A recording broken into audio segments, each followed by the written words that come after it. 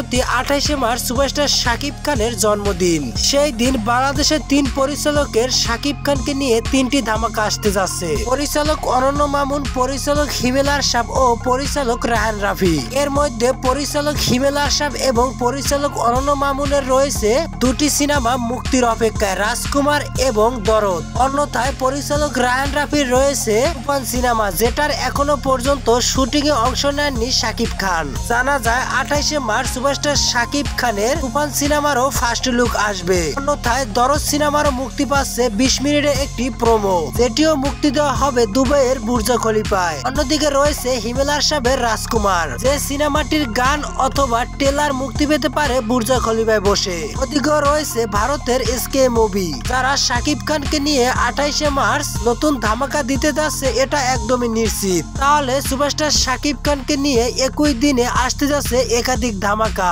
Viewers, এই বিষয়টি আসলে খারাপ দিক নাকি ভালো দিক? এই 4-5টি ধামাকা একই দিনে আসতেছে শাকিব খানকে নিয়ে, এই বিষয়টি নিয়ে অবশ্যই আপনাদের মতামত জানিয়ে যান ভিডিওর নিচে কমেন্ট বক্সে। আসলে এটা কি খারাপ দিকে যাচ্ছে নাকি ভালো দিকে যাচ্ছে?